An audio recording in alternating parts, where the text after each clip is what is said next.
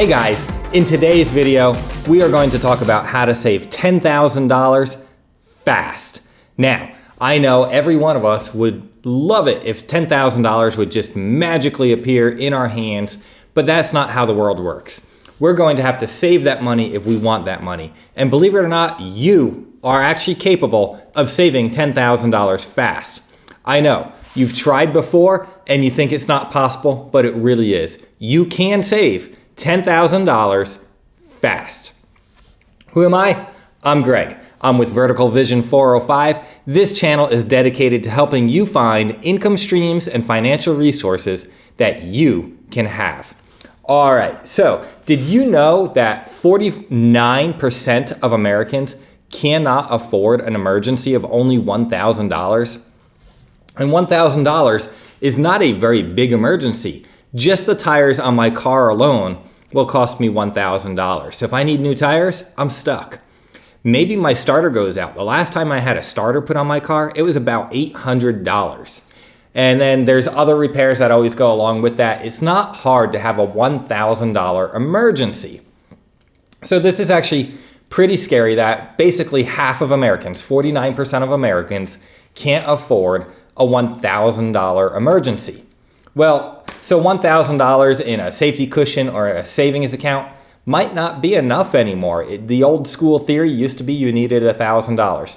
So today we are going to talk about how to save $10,000 fast. Now, maybe you want $10,000 just for savings or for your emergency fund. Maybe you're looking to make a big purchase and that $10,000 is going to help you purchase something large. Maybe you want $10,000 as startup funding to start your own business or your own side hustle that's going to cost something. Now on this channel, we talk about starting a lot of side hustles that you can do. And the majority of side hustles that we talk about on this channel don't really require any startup capital, any startup money. But maybe you have a startup idea that will cost something and you need to save $10,000 fast so that you can start that startup. All right. So to save $10,000 fast, we are going to consider 1 year fast. 1 year is very fast to save $10,000. All right, so let's not look at this in a large $10,000 lump sum. That gets discouraging to look at such a big number. We're going to break this down. All right, so to save $10,000 a year, it's only $833 per month, which if you get paid every other week, it's only $384 per paycheck. All right, yes, I know you don't have extra money in your paycheck. Just stick with me here. Or if you want to break this down one step further, it's only $192 per week. And we can easily find $192 per week. Finding $192 is so much easier than finding $10,000. All right, so how do we get there? When you break down the large goal of $10,000 into smaller amounts, it becomes so much more achievable. It's so easy to see how I'm going to save $192 or find $192. Write this down. Write down what your goal is, whether it's you're working on the weekly goal, every other week goal, or the monthly goal. Write it down and write it down, put it somewhere where you will be forced to see this number all the time. So for me, I would write down, save $192 per week. That way I am constantly seeing that I'm working towards this goal. This constant reminder is so helpful to stay on track. All right, now you most likely don't have extra money in your paycheck. So how are we going to find $192 every single week? Well, the first answer is the obvious one that you've been waiting to hear is you need to have a budget. This is key. This is key for all of life. So if you don't have a real budget, you can message me. I'll help you figure out how to get your budget going. But if you know how to make a budget, great. You're already on track. The reason the budget is so critical is because it's going to help you control your money. Now I know if you're average, just like everybody else, you're saying there is no extra money, so the budget is useless anyway. That's not really true. You haven't made a real budget that actually works if that is your mindset. So we're going to have to make a real budget to control our money. Now, as you know, the goal is you write your budget so that you're spending less money than you're making. And by doing this exercise, we're also going to see areas maybe where we're overspending. All right, so once you make your budget, you're going to see you probably have a few leftover dollars. Well, those leftover or extra dollars right away is the start to saving your $192 per week. And I'm just looking back, yes, 192, sorry. I got myself confused there. All right, so that extra money is the first part of your $192. You're already started towards saving $192 per week. Now, open a separate savings account, and all of this savings money is going to go right into that savings account. Why do we do this? We do this for a couple reasons. One, it keeps it separate. It gives it a separate home from all of your other money.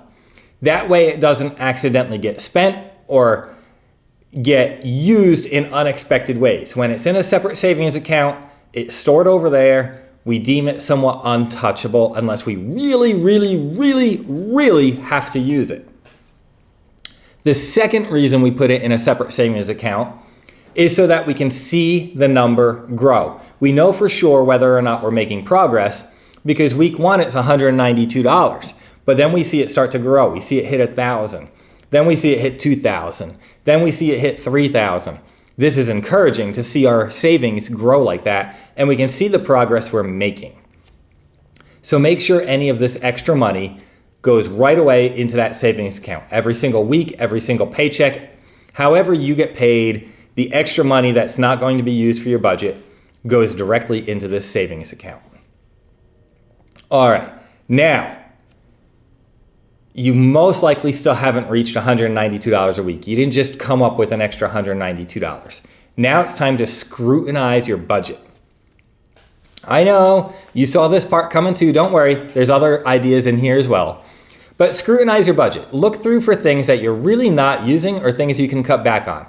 Maybe you have the most expensive cell phone plan there is, but you only use your cell phone plan just a little tiny bit, so you don't need all of that data, all of those minutes. However your cell phone plan works, you might be able to trim that back a little bit. Maybe you have the biggest cable subscription there is, so you have 3,000 cable channels, of which you really only watch 2. So maybe you can cut back on your cable subscription a little bit to save some money. Maybe you have subscriptions and memberships to things that you don't use anymore at all. Well, you can cut those out. Then you can look at some other expenses and see whether or not you need them or if there's ways to trim them back. For some people, it might also be considering their housing. Maybe you're renting an apartment that just costs more than you can really manage, or you can get a cheaper apartment to save a few more dollars while you're on this path of saving $10,000. These are all things that you need to look at, and everybody's route here is going to be a little bit different. So this is going to be completely custom to you, where you may have extra money in your budget that you can cut out to save money faster. So now, when you lessen your expenses, you make more extra money available to save for your goal. So all of this new extra money also now automatically put it in savings every single week, every single paycheck, whatever that cycle is for you. Just get it over there and get it into that savings account. All right, up next to reach your goal is to make more money. I mean, this was obvious too, I think. Well, making more money is how we're going to reach that final portion of our goal. Now, on this channel, I've talked about plenty of side hustles that can make you this money without having to make any cuts. Just last week, I talked about a side hustle that makes you $500 a day or $500 a weekend if you take it in a little bit more of a relaxed approach. So there are ways that you can easily reach this $192 and not even impact your current income. Another way that you can do this is by working a few more hours, a few overtime hours. If you work just a few overtime hours, you'll be well on your way to earning that $192. So maybe you pick up a side hustle, maybe you pick up a few extra hours. Maybe you find a second job, and in that second job, you'll be working enough to make that $192 a week that you need.